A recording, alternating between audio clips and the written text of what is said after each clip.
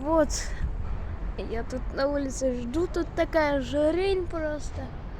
Облака пока обычные. Сегодня по погоде посмотрел, будет мощнейший шторм, которого я, разумеется, засниму. Облака идут с юго-запада, это вон там.